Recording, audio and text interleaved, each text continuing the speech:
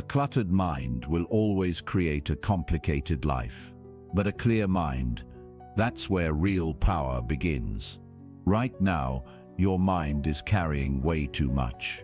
You feel it. The overthinking, the stress, the constant mental noise that never seems to turn off. Even when your body is at rest, your brain is still running. You're not lazy. You're not broken. You're mentally overloaded. And until you fix that, no goal, no habit, no life upgrade will truly stick. This isn't just another feel-good video telling you to stay positive. This is your wake-up call. If your thoughts have been heavy, if your focus is all over the place, if you keep starting and stopping because you feel stuck or burnt out, this video is the reset your mind needs. Real talk, real solutions. Step by step, simple, powerful changes that clear your thinking, strengthen your discipline, and get you back in control. We're breaking down why you feel off, why you procrastinate, why you get distracted easily, and what to do about it. You'll understand how to stop escaping your emotions, how to handle chaos, how to stop doubting yourself, and how to build the kind of mindset that doesn't just survive, but leads. This isn't about being perfect. It's about finally feeling free in your own mind. If you've ever said, "I know what to do, I just can't seem to do it," then this is for you. Don't scroll away. Don't click off. What you hear in the next few minutes can completely shift how you think, how you feel, and how you show up every single day. This is how to detox your mind.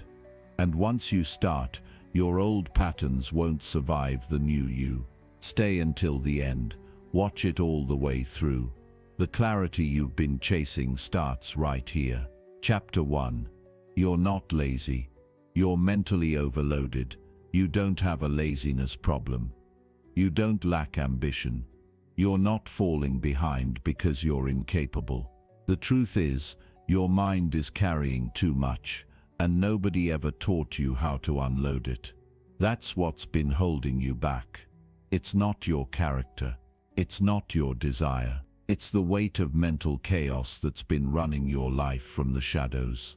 Right now, if you feel tired no matter how much you sleep, if you struggle to finish simple tasks, if your energy comes in short bursts and fades before you make real progress, then you need to hear this. You're not broken, you're overloaded. And when your mind is flooded, your body shuts down. You scroll, you stall, you wait for the motivation to hit you like a lightning bolt, but it never does. You've convinced yourself that you're just lazy, that you just don't have the drive others seem to have, but deep down you know that's not the truth. You've seen yourself push through things before. You've had moments when you were unstoppable. The fire's not gone, it's just buried beneath the noise. And until you clear that noise, nothing's going to change. Mental overload doesn't scream at you. It creeps in silently. It builds up with every unfinished task you tell yourself you'll get back to. It multiplies with every notification, every conversation you didn't really want to have, every decision you forced yourself to make without clarity. Your mind becomes a battlefield, not because you're weak, but because you're constantly under attack by distractions, expectations, regrets, and uncertainty. That's the kind of war no one sees. It doesn't leave bruises on your body, but it bruises your drive, your vision, your self-respect. And when that happens, you don't feel like showing up for your goals. You feel like hiding. You feel like disappearing. That's not laziness. That's survival. The problem is, we live in a world that praises hustle and punishes stillness. You're expected to do more, know more, respond faster, chase harder, and in the middle of that race, nobody tells you how to reset your mind. Nobody tells you that you have limits, that even the strongest minds break down without rest. So you keep going, pretending you're okay, pushing through brain fog and emotional exhaustion until your motivation crumbles. And then what happens? You judge yourself. You say, I'm lazy. You say, maybe I just don't want it bad enough. You start comparing yourself to people who are just better at pretending they're fine. You don't see their breakdowns. You don't see their mental crashes. You only see their filtered wins. And that becomes your measuring stick. That's the lie. You need to understand something powerful right now. Clarity creates energy. When you're clear, you move with purpose. You don't hesitate. You don't waste hours thinking about what you should be doing. You just do it. But when your mind is cluttered, even the smallest task feels like climbing a mountain. It's not the work that's hard, it's the mental noise around the work that drains you. That's why you find yourself doing everything except what actually matters. You clean your room instead of writing that proposal. You scroll endlessly instead of opening that book. You distract yourself because doing the real thing feels too heavy. That weight, that's your mind, overloaded with guilt, pressure, and mental tabs that never got closed. You don't need more motivation. You need fewer distractions. You don't need more time. You need less mental junk stealing your focus. Imagine if every morning you woke up and your mind was light. No guilt from yesterday, no anxiety about tomorrow, just today, clear and calm. You'd move differently. You'd speak with certainty. You'd act without overthinking every step. That's what happens when your mind is detoxed. That's what happens when you stop feeding your brain 10 different priorities and expect it to stay sharp. But here's the hard part. It starts with subtraction. It starts with being honest about what's weighing you down. Look around. Look at what's constantly pulling at your attention. Is it your phone? Is it toxic relationships? Is it the pressure to be everything for everyone? You can't detox your mind without changing what your mind is exposed to every single day. You can't expect peace while bathing in chaos. You have to create space. You have to create silence. You have to learn how to be unavailable for everything that drains you. That means turning your phone off for an hour a day and being okay with not knowing what the rest of the world is doing. That means saying no to things that don't serve your growth, even if they feel familiar. That means waking up and doing the hardest task first before your brain has a chance to talk you out of it. And it means respecting your mind the way you would respect a high-performance machine, because that's what it is. But even the best machines break down when overused. The moment you stop blaming yourself for being lazy and start recognizing that your brain is begging for stillness, everything changes. Your energy returns. Your focus sharpens. Your confidence comes back. You stop wasting time judging yourself and start using that time to move forward. That's the difference between guilt and growth. Guilt holds you in the past. Growth helps you move forward, one clear step at a time. If you want to make progress, stop trying to do it all at once. Focus on one thing. Clear the noise. Get brutally honest about what you can remove from your life today. Not tomorrow, not next week, today.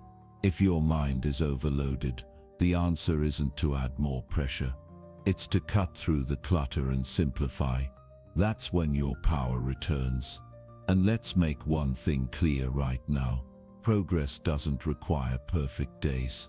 It requires clarity, consistency, and courage. Courage to step away from distractions. Courage to choose the hard thing over the easy escape. Courage to believe that you're not lazy. You're capable, powerful, and ready to rise once your mind is free. Your mind is not your enemy. It's not fighting you. It's fighting everything you've allowed in that doesn't belong. The opinions, the noise, the pressure, the past. When you clear it, even just a little, you'll feel the difference in your body. You'll feel lighter. You'll breathe deeper. You'll want to move again. That's not laziness disappearing. That's clarity taking its place. So here's the truth. You are not lazy. You are tired of carrying thoughts that don't belong to you. You are done living under the weight of unmade decisions. You are exhausted from trying to please everyone except yourself. And that ends now. You're here because something inside you knows it's time to reset. Time to remove the mental clutter and build a mind that works with you, not against you. You don't need permission. You don't need to wait for the perfect moment. You just need to start by clearing the next piece of noise, because every ounce of peace you create is power. Every bit of silence you protect is focus. Every distraction you remove is strength. And once you start, you'll never go back to calling yourself lazy again. Chapter 2. Your thoughts are lying to you. The most dangerous lies aren't the ones people tell you. It's the ones your own mind whispers when no one else is around. The quiet ones, the ones that sound like truth. The ones that tell you you're not good enough, not ready, not strong enough, not smart enough, not worthy of something better. And if no one interrupts those thoughts, if you never challenge them, they start to feel real. You live under the weight of them. You believe you're stuck, not because you actually are, but because your thoughts convinced you of a limitation that doesn't even exist. And if you let those lies go unchecked long enough, they don't just affect what you think, they affect how you live. They affect what you try, who you talk to, what you believe you deserve, and ultimately, who you become. Let's get one thing straight right now. Your mind is not designed to keep you happy. It's designed to keep you safe.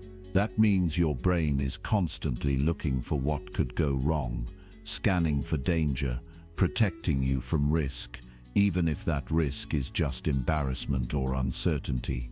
That's how self-doubt starts. That's how fear builds. That's how anxiety grows roots.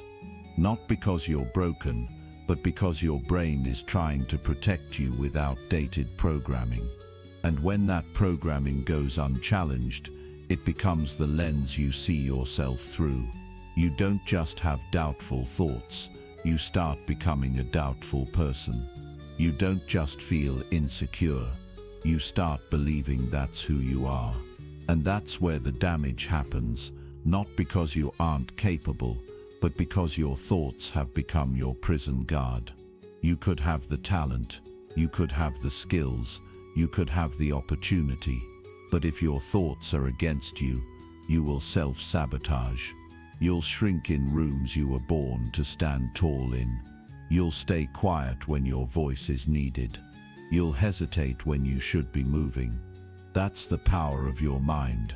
And the scariest part, it never yells, it whispers, it sounds like your own voice. That's why it's so convincing.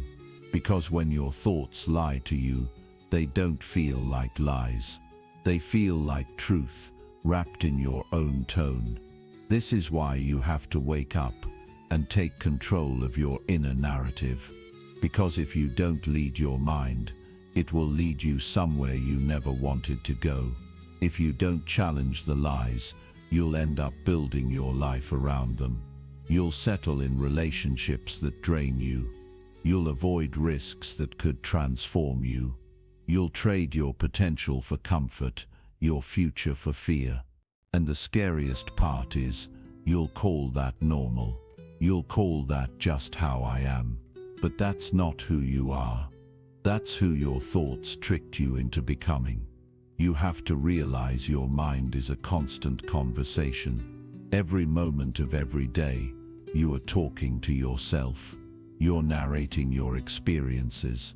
You're interpreting your life. You're assigning meaning to everything. And if you don't take control of that internal dialogue, it will destroy you from the inside out. It will convince you that failure is final. That rejection means you're not enough. That discomfort is danger.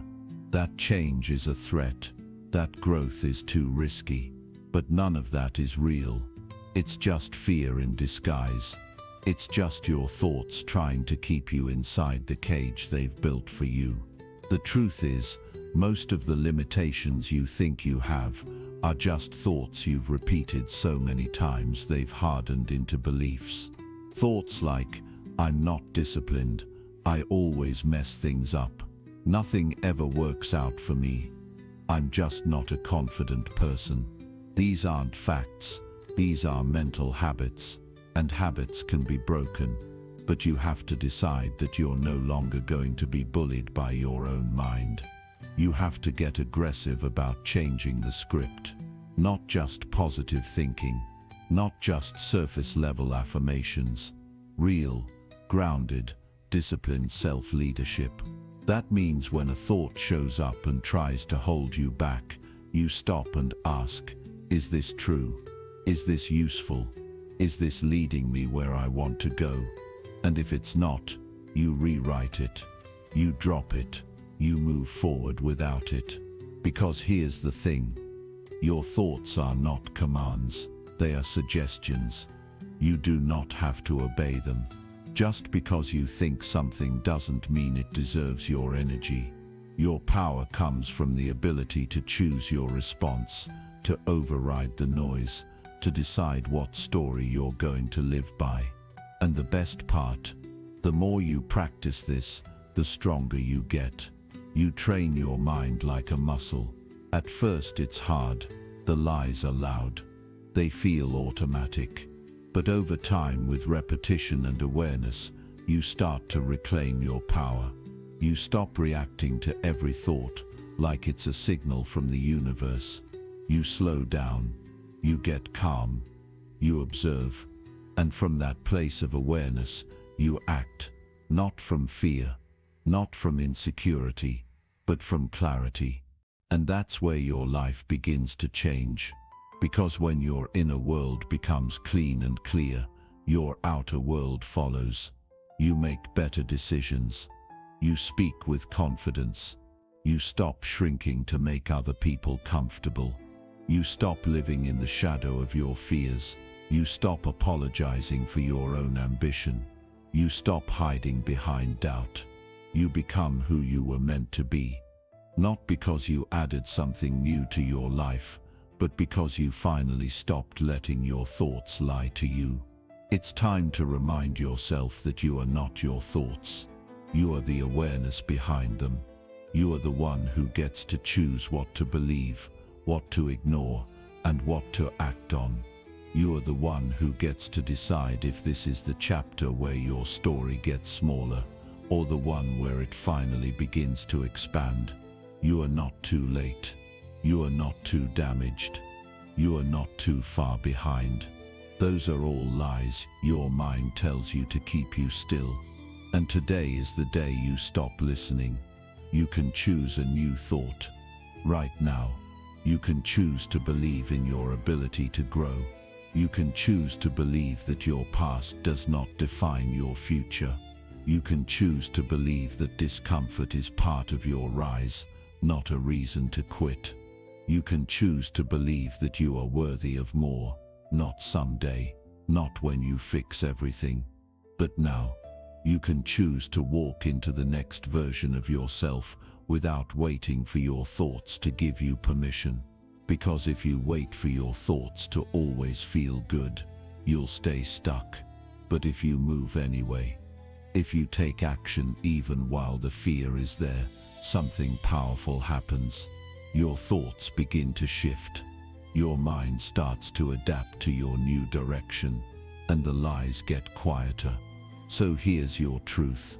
You are not what your thoughts say on a bad day. You are not your doubts. You are not your fears. You are not your worst moment. You are the one who rises. You are the one who decides. You are the one who leads. And when you take that power back, your mind no longer controls your life. You do. Chapter 3. You can't grow until you stop escaping.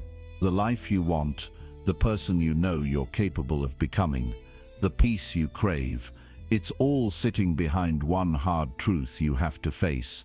You cannot grow while you keep running from yourself. You can't evolve when every time it gets uncomfortable, you disappear into distraction. You can't become stronger when you treat every hard moment like a signal to escape. Growth doesn't happen in convenience. Growth lives in the resistance you're trying to avoid. And until you stop escaping, until you choose to stay in the discomfort long enough to learn from it, nothing changes. This world makes it so easy to run. The moment life gets too quiet, your phone is in your hand. The moment you feel anxious, you're reaching for food, for noise, for someone to talk to, anyone or anything that can pull you out of the moment. And you think it's harmless. You think it's just how life works now. But what's really happening is deeper. You're training your brain to believe that discomfort is danger. You're teaching yourself that pain must be avoided. You're building a habit of mentally checking out the second things don't feel perfect. And that habit becomes a prison. You don't face the fear, you scroll past it. You don't sit with sadness, you mute it with music.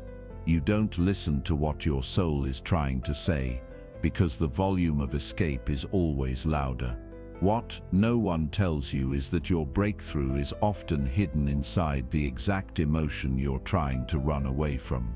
Your healing lives in the silence you keep avoiding. Your clarity shows up in the quiet. But it only reveals itself when you stop distracting yourself long enough to hear it. Escaping feels good in the short term, but it steals your long-term peace. It gives you momentary relief, but robs you of self-respect, because deep down, even if no one sees you avoiding your life, you see it. And that inner knowing, that guilt you carry, it adds up. It weighs on your confidence.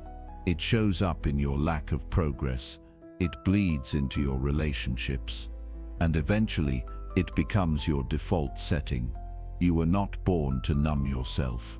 You were not built to shrink away from every challenge. You were made to rise. You were built to face, to feel, and to overcome. But when you make a habit out of escaping the hard parts of life, you rob yourself of your own power. You never give yourself the chance to prove how capable you really are. You never develop the muscle of mental strength, because every time you hit a wall, you look for the nearest exit, instead of learning how to climb. But here's the thing, it's not about being fearless. It's not about becoming some emotionally detached robot who never struggles. It's about learning to stay. Stay when it's awkward. Stay when it's boring. Stay when it's painful. Stay when your old self would have already checked out. Because that's where the transformation happens. When you feel the urge to escape, and you don't. When you sit in the discomfort and breathe through it. When you hear your old thoughts and refuse to follow them. That's when your brain starts to change. That's when your nervous system starts to adapt. That's when the old cycle finally breaks. You can't build a strong mind while living in constant escape mode. The gym doesn't work if you leave halfway through every set. The mind doesn't grow if you exit every challenge before you finish it.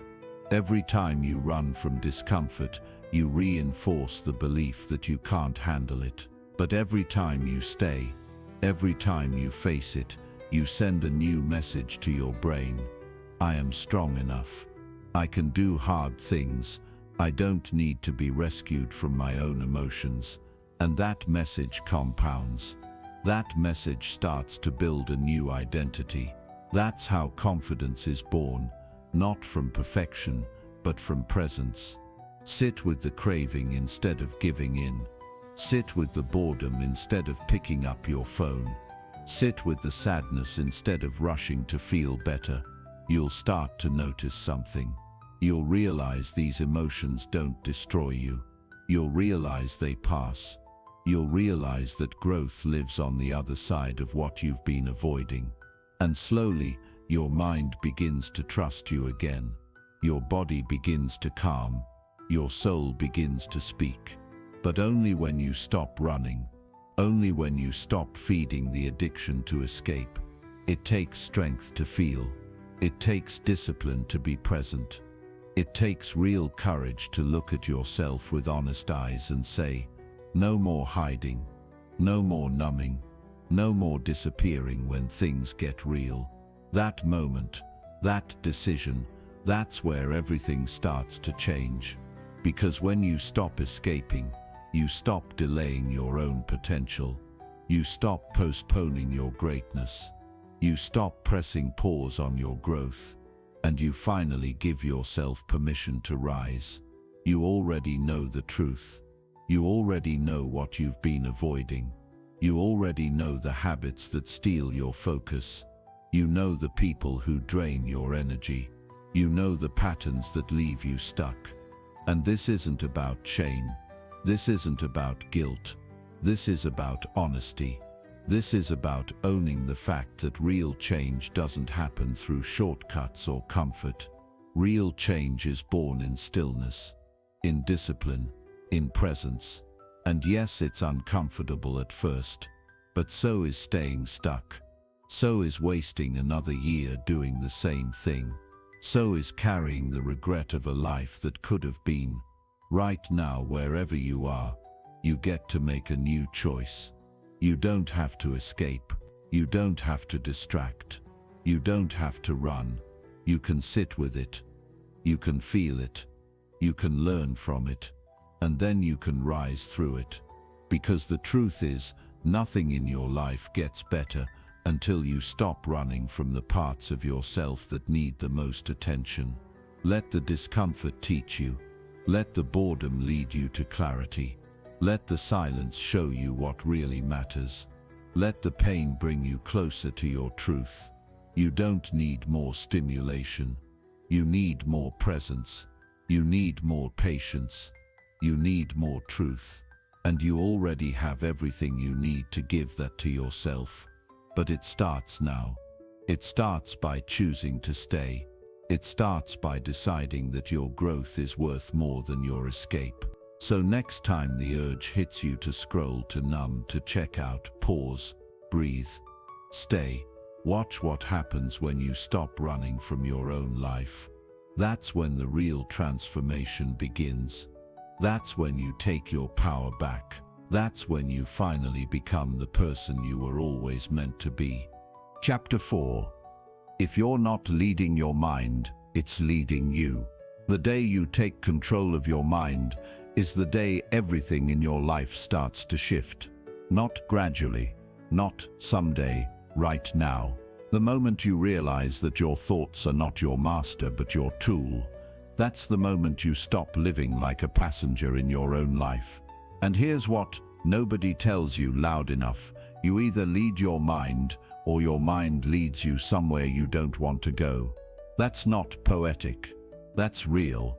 If you don't wake up every day with intention, if you don't set the tone, if you don't take command of your focus, your mind will run wild.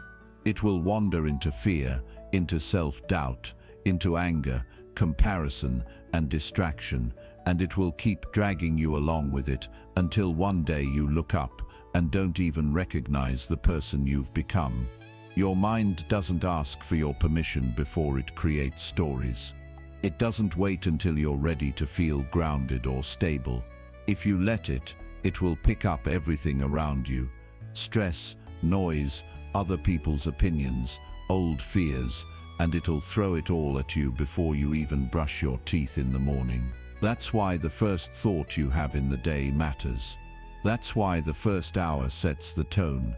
Because if you start your day with no direction, your mind will default to old patterns, and those patterns are usually built on survival, not purpose. They're built on reacting to life, not creating it.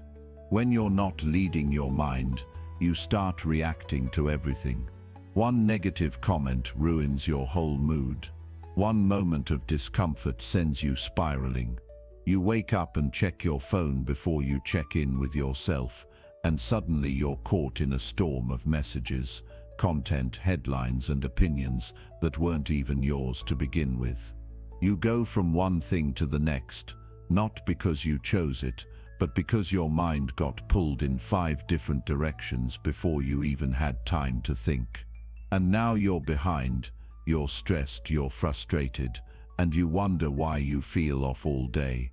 This isn't just about mindset. This is about your entire life. The way you think determines how you feel, how you behave, how you respond, how you show up in relationships, and how you chase your goals.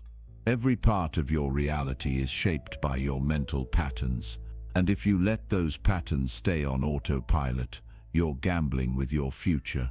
You're hoping that things will somehow fall into place while your mind is running loops of fear and indecision. But hope is not a strategy, and your mind doesn't become strong by accident. It becomes strong when you decide to take control. Think about this. Every successful, grounded, focused person you've ever admired didn't get there because they never had fear or doubt. They got there because they refused to let those things lead the way. They woke up and said, "This is what I'm doing today. This is what I believe. This is what I will focus on." And they repeated that every single day until it became their default setting. Not because they had better circumstances, but because they practiced mental leadership. You have to start doing the same. That means you don't just roll into your day. You wake up and you take ownership. You decide what you're going to think. You decide what matters. You remind yourself of your vision. You remind yourself of your values. You take your power back. Because if you don't do that, if you don't intentionally lead your mind will pull from anything and everything around it. It will grab your past. It will grab your insecurities. It will grab every memory of failure, every reason to procrastinate, and every excuse it can find to keep you small. And then it will act like it's doing you a favor by keeping you safe. But playing small doesn't keep you safe. It keeps you stuck. It keeps you silent. It keeps you stressed and tired and disconnected from the life you're capable of living. Your mind will convince you that you're not ready, that you're not good enough, that the timing isn't right, and those lies will feel real because you've never challenged them. But today is the day that changes, because from this moment forward, you are no longer the follower of your mind. You are its leader. You are its commander. You are the one who gets to decide what your focus will be, what your story will be, what your future will look like. And don't wait for the perfect moment to start. Don't wait until your mind feels calm or your circumstances are easy. You lead anyway. You wake up and lead even when you feel tired. You lead when your mind is messy. You lead through the doubt, because leadership isn't about waiting. It's about choosing. Choosing to rise above the noise. Choosing to say, no, that's not the thought I'm feeding today. Choosing to bring yourself back to center again and again, no matter how many times your mind tries to pull you off course. You're not just building a better life. You're building a better relationship with your mind. A relationship where you are the one in charge. A relationship where you don't obey every thought that shows up, but where you question, where you filter, where you align every thought with your mission, your peace, and your purpose. Because a powerful mind doesn't come from avoiding challenges. It comes from learning how to direct your thoughts when challenges show up. It comes from knowing that just because your mind is busy doesn't mean it's right.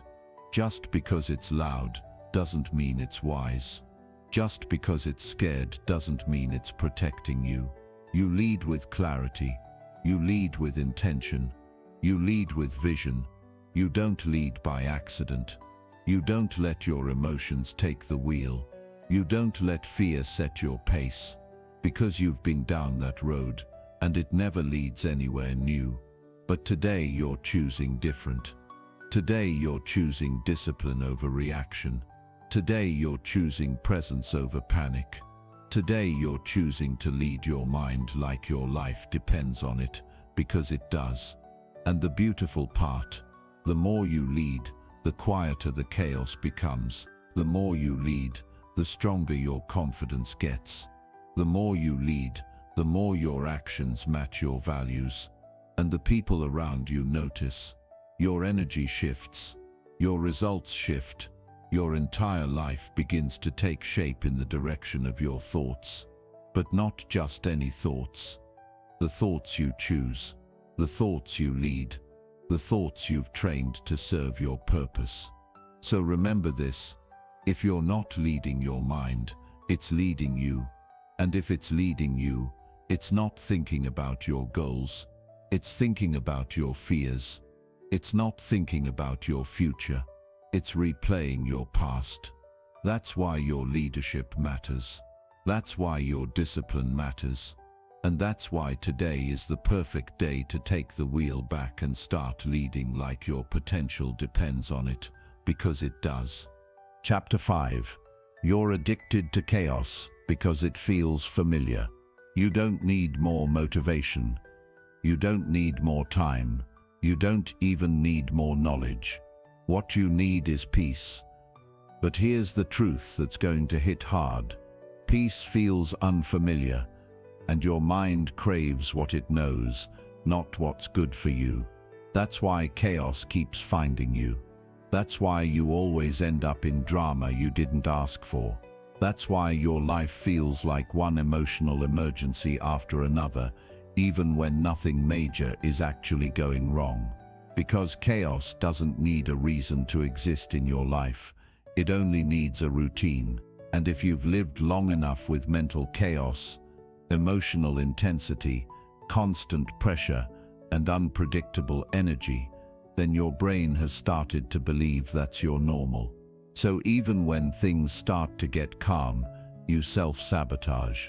Not because you hate peace, but because peace feels like a threat to the version of you that only knows how to function in noise. What no one talks about enough is how deeply our nervous system becomes wired to crave intensity. Not just external chaos, but internal chaos too. You're not just addicted to what happens around you. You're addicted to the mental habits you've built, overthinking, worrying, rushing, solving imaginary problems that haven't even happened yet, responding to people who don't deserve your time, replaying arguments in your head, chasing validation from people who barely understand you. It's not just toxic environments you keep falling into. It's the need to feel on edge, because that edge is where you've always survived. And now survival feels safer than stillness. That's why your life can look okay on the outside, but inside, you're always on alert.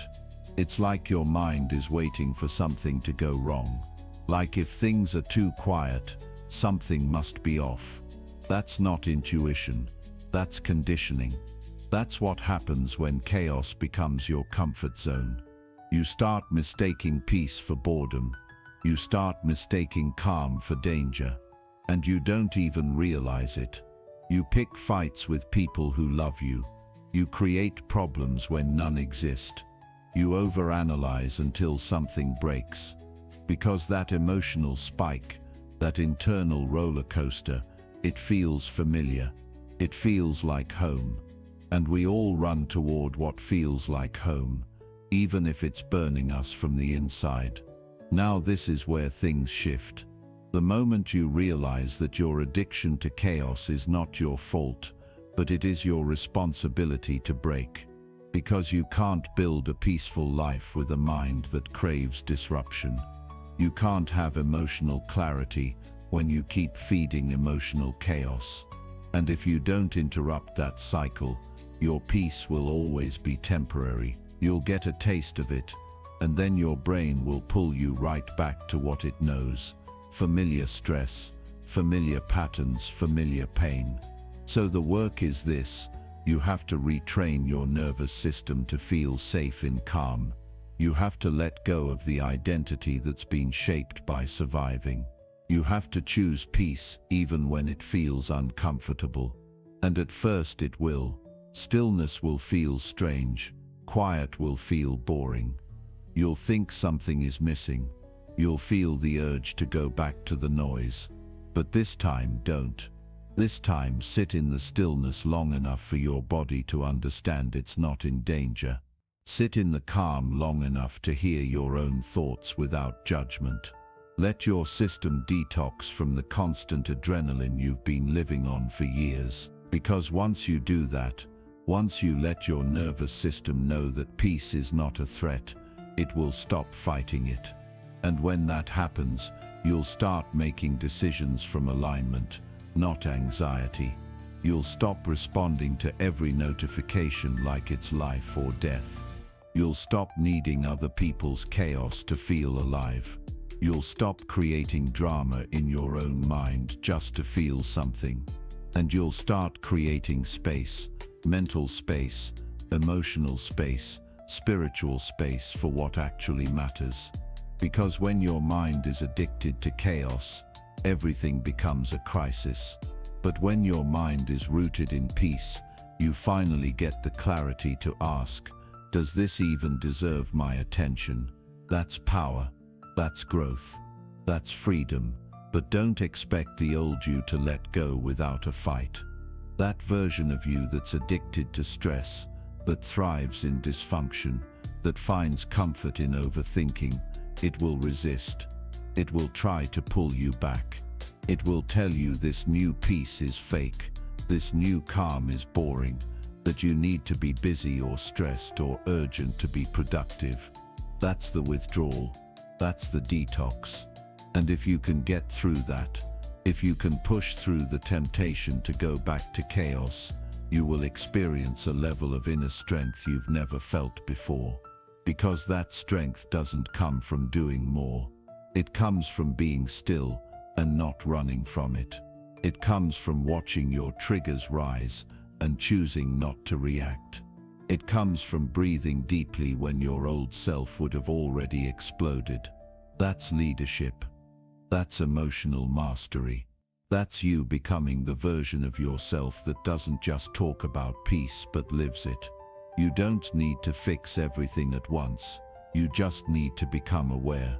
Notice when you're creating problems just to feel in control. Notice when you're responding to energy that doesn't belong to you. Notice when you're chasing intensity instead of depth. That awareness alone breaks the spell. And once the spell is broken, you begin to see just how much power you've given away to things that were never meant to hold it. You are not broken. You are not toxic.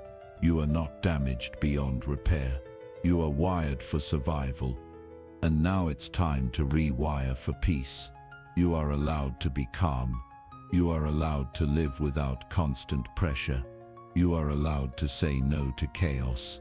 Even if it comes from people you love, you are allowed to protect your energy like your future depends on it, because it does. Every time you choose peace over panic, every time you choose stillness over stimulation, every time you choose clarity over noise, you are building a new default setting. One that doesn't need chaos to feel alive. One that doesn't need drama to feel connected. One that doesn't need pressure to feel purpose. So next time life slows down and your old patterns start pulling you back into that storm, remind yourself that you're done surviving. You're done performing for the noise. You're done sacrificing your peace for the thrill of dysfunction, because now you've seen what it's doing to you. You've felt the weight of it, and you're ready to be free. Free to build a life that feels light, focused and intentional. A life where peace is not a break from the chaos, but the standard. And when that becomes your standard, you won't settle for anything less. Chapter 6. You can't heal in the same environment that made you sick. Your breakthrough will never come from the place that broke you. Read that again. You cannot grow in soil that keeps poisoning your roots. You can't reach for peace in a space that feeds your stress. You can't evolve into your best self if you keep standing in the middle of everything that made you question your worth in the first place. No matter how strong you think you are, no matter how much you want to push through it, if your environment is toxic, mentally, emotionally, or energetically, it will pull you back down every time you try to rise. And it won't always be loud. It won't always be obvious. Sometimes the most dangerous environment is the one that seems harmless because you've gotten used to it. It could be the room that drains your energy the second you walk into it. It could be the friend who jokes about your goals like they're not real. It could be the family member who calls you selfish every time you set a boundary. It could be your routine that keeps you overwhelmed. It could be the desk you sit at that's cluttered with old stress. It could be the notifications that flood your phone before you even drink water in the morning. It could be the conversations that feel normal because you've never known anything else, even though every time you have them, you feel smaller, quieter, more tired. These things might not seem like much on the surface, but over time, they condition your mind to settle, to stay stuck, to believe that maybe this is just who you are. But that's the lie. That's the illusion that keeps people cycling through the same pain over and over. Because the truth is, you can do the inner work, you can read the books, you can meditate, journal, heal, and grow. But if the space around you doesn't support the version of you that you're becoming, you'll start to shrink back down. Not because you're weak, not because you don't want it bad enough, but because your environment matters more than you think. It's like trying to recover from smoke damage while still living inside the burning building. You start to feel hopeless. You start to think maybe healing isn't possible. But healing is possible, just not in the place that keeps wounding you. So the first step is honesty.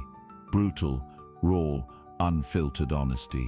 You have to ask yourself, what around me is feeding the version of me I'm trying to leave behind? And sometimes that question leads to answers that hurt. Because maybe the people you love the most are the ones pulling you back. Maybe the job that pays the bills is costing you your mental health. Maybe the city you live in, the routine you follow, the energy you allow, maybe none of it is built to support who you want to become.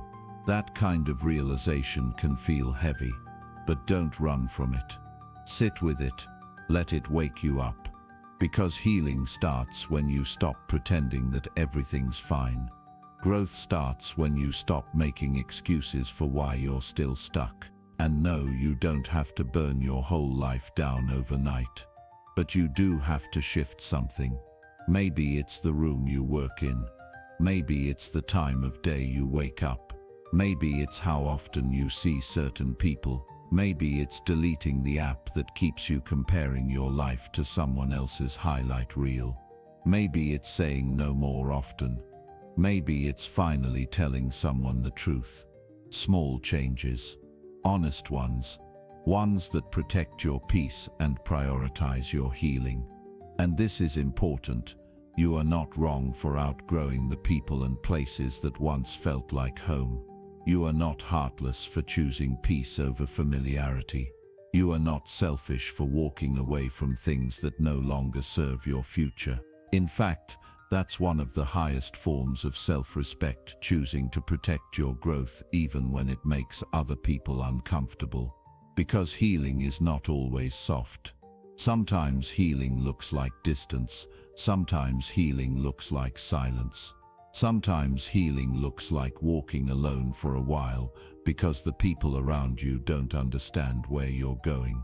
But when you make those changes, when you start creating an environment that matches your healing, you'll feel it.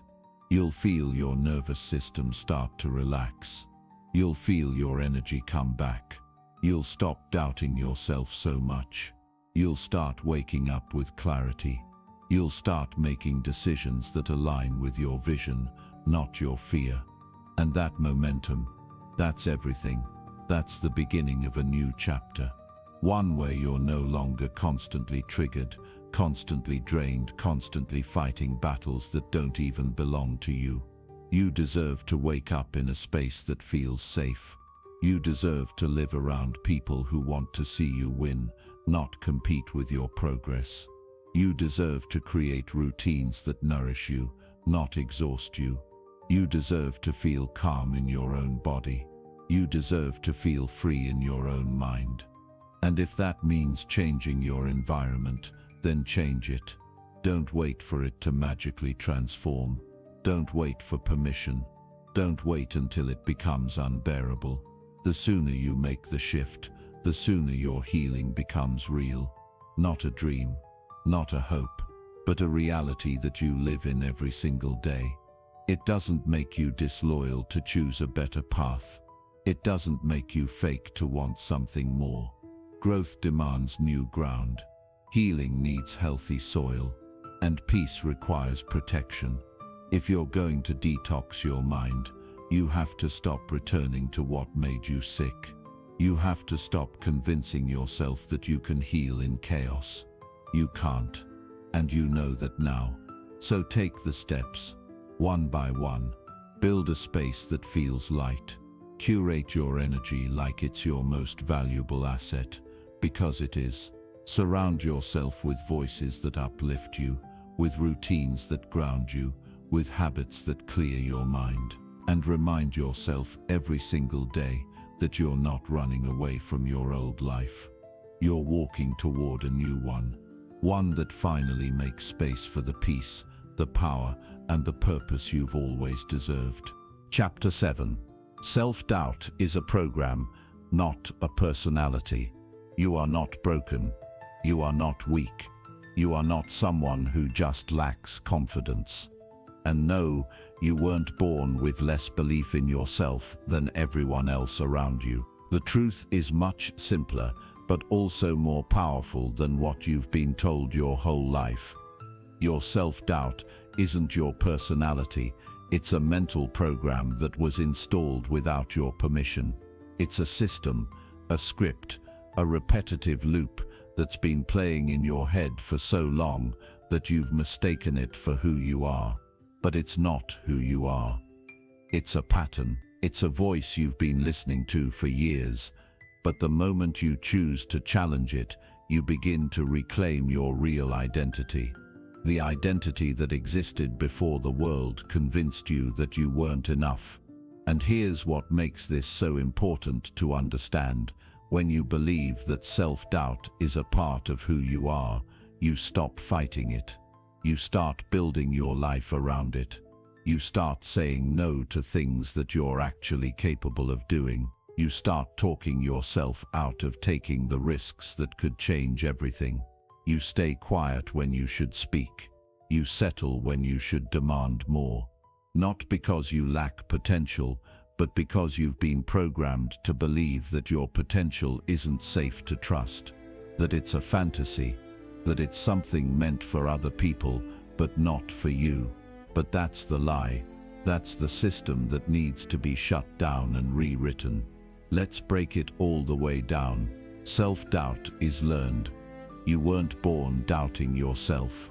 No baby comes into the world feeling insecure. That came later, maybe from a parent who criticized more than they praised. Maybe from a teacher who made you feel small. Maybe from a friend who made fun of your dreams.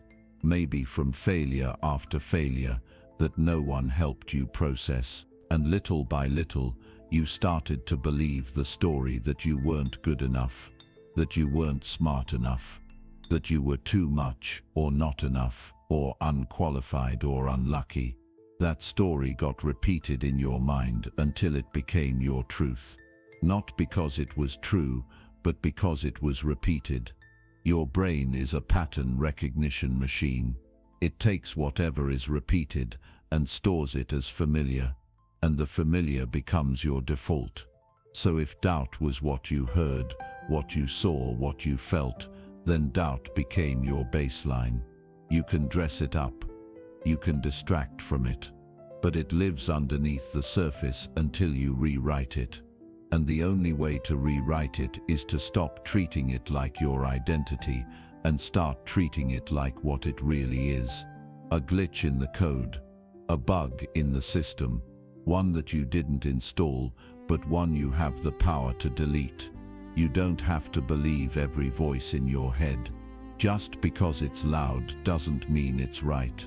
Just because it's familiar doesn't mean it's true.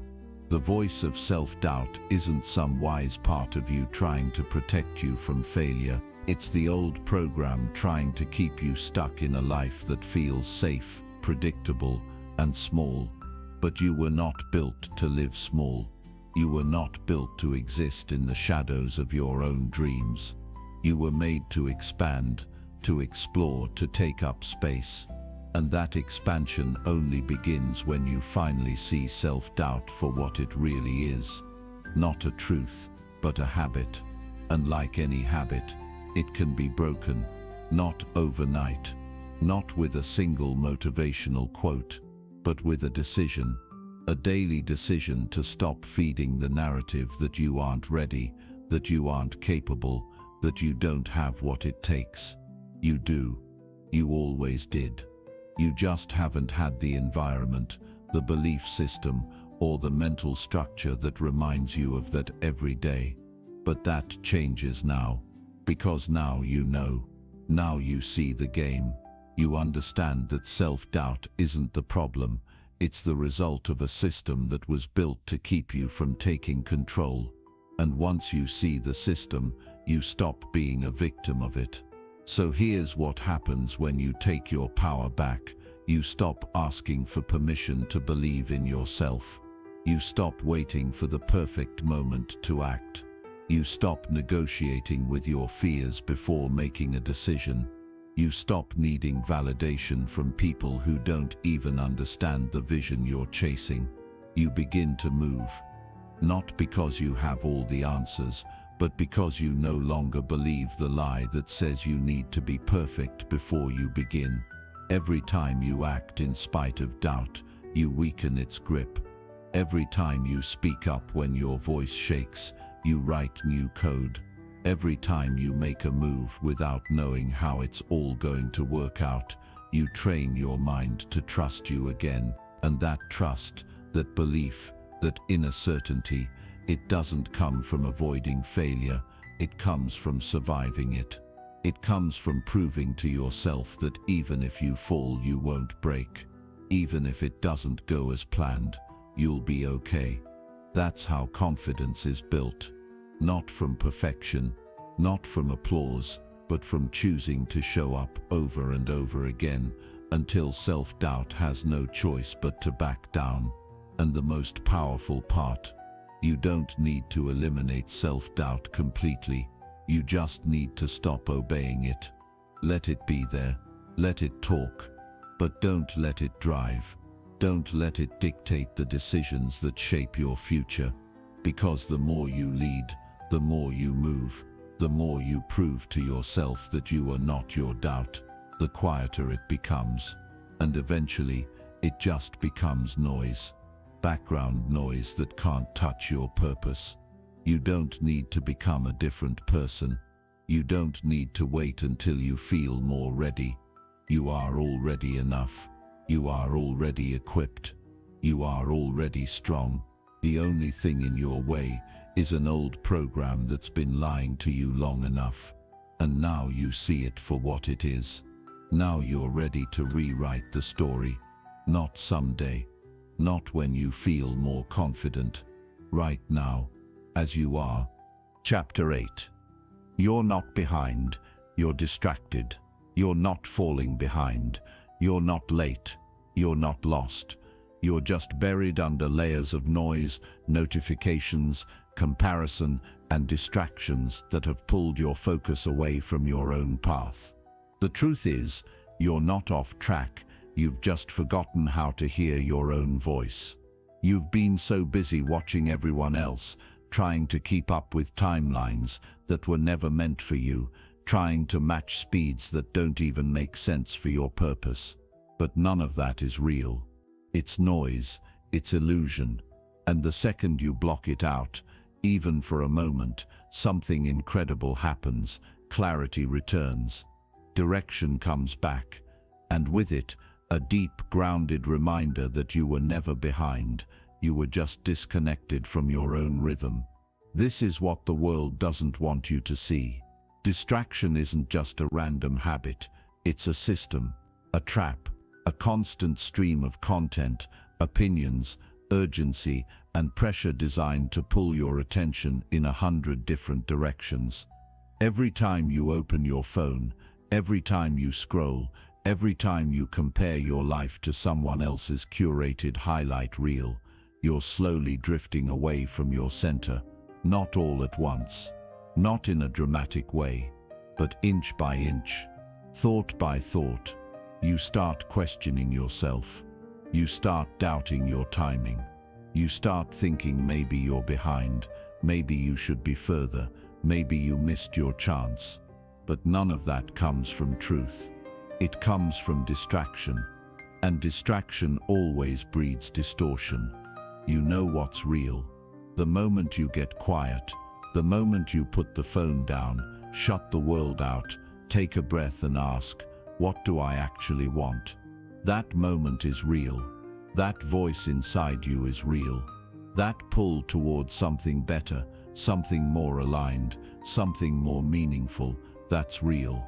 But it can't get through the noise. It can't compete with the chaos you let in every day. That's why you feel stuck. Not because your dreams are too far away, but because your focus is too spread out.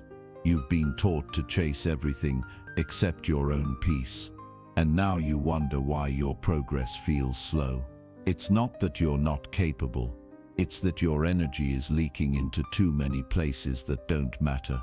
The human brain isn't built for this kind of overload.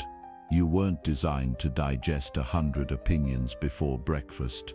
You weren't designed to compare your body, your income, your success, your love life, your home, your entire identity to a million other people in one scroll. But this is what's happening. This is the trap. It's not that you've failed, it's that you've been distracted from what actually makes you powerful.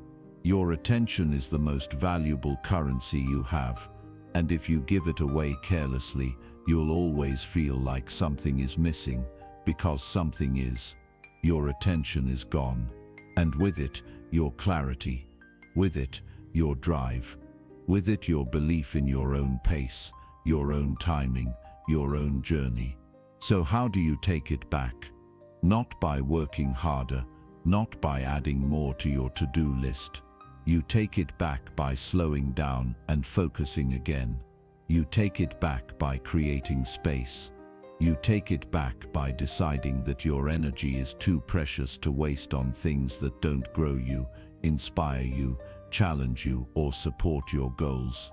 You start removing the distractions that have convinced you you're not good enough. You stop consuming content that leaves you feeling empty. You stop letting the noise decide what's important, and you start tuning back into what you know is true for your life. Because the moment you do that, really do it, you realize something: you're not late. You're right on time. Your journey didn't get derailed. It just got paused because your attention was hijacked. And now that you're aware of that, you can reclaim it. You can realign.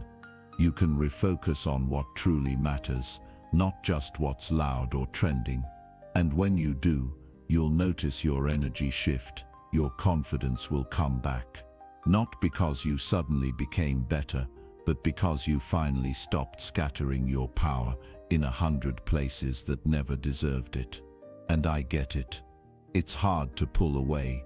It's hard to not look at what everyone else is doing.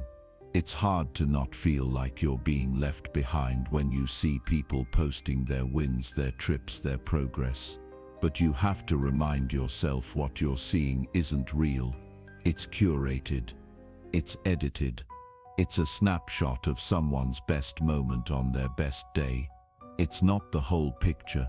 It's not the late nights, the doubt, the failures, the breakdowns, the mess behind the scenes. And it's definitely not a timeline you should be living by. You have your own. And the more you respect your own path, the more peace you'll find in the process. That's what growth is. It's not loud. It's not always visible. It's quiet focus. It's daily discipline. It's choosing to stay in your lane, to move forward even when nobody's clapping, even when the results haven't shown up yet. It's knowing that slow progress is still progress. It's trusting that every day you show up for yourself, even in the smallest ways, you're building something bigger than what the world can see. And that matters. That counts. That's real. You don't need to be everywhere. You don't need to know everything. You don't need to do what everyone else is doing. What you need is presence. What you need is clarity. What you need is less noise and more intention. Because when you clear the distractions, you create space for discipline. When you stop rushing to catch up, you realize you were never behind.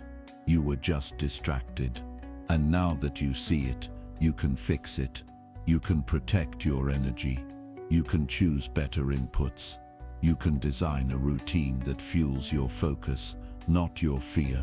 So breathe, reset, pull your attention back to center. You're not falling behind. You're learning how to come home to yourself again. And once you do that, you'll never chase timelines that don't belong to you ever again. Chapter 9. Emotional pain is the signal, not the problem. You don't have to keep pretending you're fine. You don't have to keep smiling through the pressure. You don't have to keep swallowing your truth just to be accepted, to be understood, or to be liked. Emotional pain isn't weakness. It isn't a sign that something is wrong with you. It's a signal. It's your mind, your body, your spirit trying to tell you something in the only language it knows how to speak. That ache in your chest, that tightness in your throat, that heaviness you've been carrying for weeks, those are not problems to be fixed. They are messages to be heard. And when you finally stop trying to silence them, when you stop seeing your emotions as the enemy, you'll begin to understand that everything you feel is pointing you back to something that needs to be seen, processed, and set free. You are not weak because you feel deeply. You are not broken because you're hurting. The truth is, the reason it hurts so much is because you're no longer able to lie to yourself. That version of you who kept avoiding the conversation, avoiding the reflection, avoiding the truth, it can't survive anymore. And your emotions are the fire burning through that layer of denial. You feel what you feel because you're becoming more aware, not less. And that awareness is a gift. That pain is a doorway. But most people don't see it that way because the pain is uncomfortable. It's loud. It interrupts your routines. It slows down your productivity. It messes with your focus. So instead of leaning into it, you numb it, mute it, run from it. You scroll to avoid thinking. You overwork to avoid feeling. You stay busy so you don't have to sit with the truth. But emotional pain isn't going anywhere just because you hide from it. All it does is get buried deeper until it shows up in other ways: anxiety, anger, burnout, physical illness, toxic habits, broken relationships. That's what happens when you treat pain like a problem to escape instead of a message to listen to. You disconnect from your own wisdom. You disconnect from your own healing. But when you shift your mindset and decide to lean in instead of pulling away, everything changes. The pain becomes less terrifying. You stop labeling yourself as sensitive or dramatic or too emotional. You start realizing that you've just never had the space to actually feel without judgment. And now that you're aware of it, you can finally break the cycle. You can stop trying to rush past the discomfort and start asking better questions. Why does this hurt so much? What am I really afraid of? What am I avoiding that I need to face? That's how you take your power back. That's how you stop letting the pain control your reactions and start letting it guide your transformation. And the truth is, emotional pain always shows up for a reason. Sometimes it's from your past, something unresolved, something unspoken, something that was never acknowledged. Sometimes it's from the present, a boundary being crossed, a value being ignored, a truth being silenced. Sometimes it's about your future, a fear of failure, a fear of rejection, a fear of not being enough. Whatever the reason, the signal is clear. Something inside you needs attention. Something needs healing. And you will never fully detox your mind until you create space for that emotional process.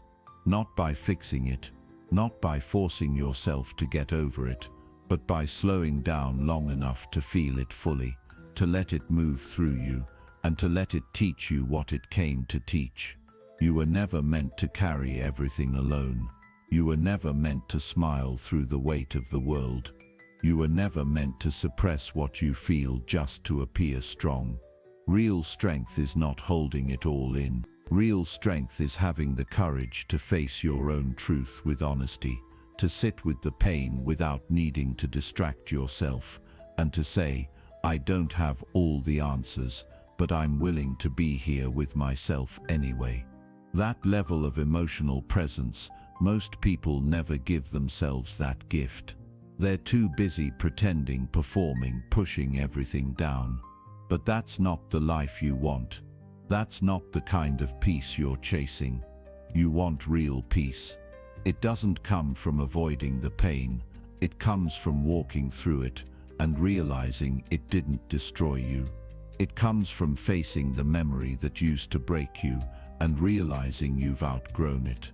It comes from feeling the sadness, the anger, the fear, and then choosing to act with clarity instead of reacting from the wound.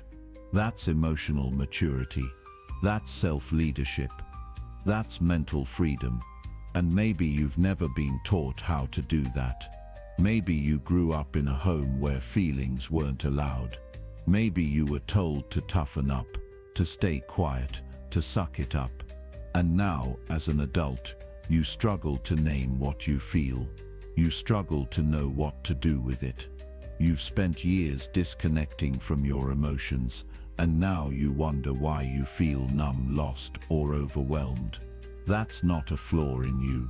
That's the system you were raised in. But you're not stuck there. You can learn a new way. You can reconnect. You can rewire. It starts by allowing yourself to feel without judgment, to cry without calling it weakness, to pause without calling it laziness, to rest without calling it failure, to feel the full spectrum of your emotional experience and know that every part of it is valid. Because healing isn't about always being happy. It's about being whole. And being whole means making room for every emotion, not just the ones that are easy or pleasant. So if you're feeling heavy, if you're going through something, if the weight of life has been sitting on your chest, please understand this. Your emotional pain is not here to punish you. It's here to awaken you, to reconnect you to yourself, to pull your attention back to what matters, to remind you of the truth that got buried underneath all the survival. You are not too emotional. You are not too much. You are not unstable. You are simply human, and you are allowed to feel. You are allowed to heal, and you are allowed to be fully present with every part of your journey, especially the parts that hurt. Because once you stop running from your emotions and start respecting them as signals, not problems, your entire world begins to shift. You become more grounded, more compassionate, more present, and from that place real healing begins. The kind of healing that's not performative or shallow, but deep and lasting. The kind of healing that allows you to move forward with strength, with wisdom, and with peace that no one can take from you. Chapter 10. You can't build a new life with a broken identity. The shift you're looking for won't come from changing your habits if you're still holding on to the identity that created them. The transformation you crave will never stick if the version of you doing the work is still silently loyal to the same old story about who you are. You can work hard, stay busy, stay disciplined, but if you keep seeing yourself as the broken one, the failure, the doubter, the person who never finishes, the one who always messes things up, then your actions will always bend to match that identity. Because your identity is the blueprint and your behavior is just the house being built on top of it. You can't build something stable if the foundation is cracked. You can't build a new life if your mind still thinks you're the same person who doesn't deserve one. That's why progress feels hard sometimes. That's why you can do everything right and still feel like nothing's changing. Because somewhere underneath all that effort, all that hustle, you haven't truly decided to become someone new. You haven't upgraded your identity. You're still showing up with the weight of who you used to be. You're still looking at your life through the lens of old failures, past pain, and past patterns. And as long as you see yourself through that lens, you'll sabotage anything that doesn't match it. You'll delay, procrastinate, shrink, doubt, question, and give up, not because the goal is too big, but because it doesn't fit the image you're still carrying around inside. You want to know why some people never change even when they want to. It's not because they don't try. It's because they're trying to change the outcome without changing the identity. They're chasing success but still calling themselves lazy. They're looking for love while believing they're unworthy.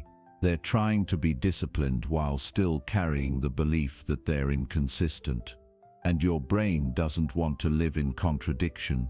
It wants to match what you believe about yourself. So if your actions don't line up with your identity, your mind will pull you back to what feels familiar, even if it's painful, even if it's toxic, even if it's miserable. That's the power of identity. It creates gravity, and it keeps you stuck in patterns you don't even realize you're repeating. But here's the breakthrough: identity isn't fixed. It's not a life sentence. It's not something you were born with and stuck with forever. It's programmable, moldable, changeable.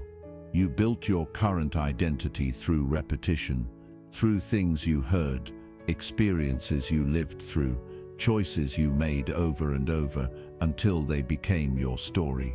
And if you built it, you can rebuild it. You can uninstall the old version of you and replace it with a new one that aligns with the life you actually want to live. And no, it doesn't happen overnight. It starts in small, quiet moments. When you wake up and instead of saying, "I'm tired," you say, "I'm becoming stronger." When you mess up and instead of saying, "I always ruin things," you say, "I'm learning how to recover faster." When you feel the urge to give up, and instead of saying, "That's just who I am," you say, "This is who I used to be." You speak it into existence before it becomes real. You declare it before you believe it. You become it through repetition, because repetition is what rewires identity. You need to talk to yourself like someone you actually believe in. You need to tell your mind where you're going before it defaults to where you've been. You can't keep repeating the same script and expecting a different result. You can't keep calling yourself broken and expect to feel whole. You can't keep dragging old shame into new seasons and expect to feel free. This is the turning point, when you stop waiting for your life to change and start becoming the person who can hold that change without falling back into the past. Everything you do, every choice you make, every standard you set is a vote for the kind of person you're becoming. That means your habits are not just habits, they're declarations. Every time you show up for yourself when it's hard, you're telling your mind, "This is who I am now." Every time you keep a promise to yourself, you're rewriting the old story. Every time you set a boundary, every time you do the hard thing instead of the easy one, every time you show up with integrity, you are shifting your identity from the inside out. And eventually it sticks. It becomes real. Not because life got easier, but because your mind stopped dragging you back to who you used to be.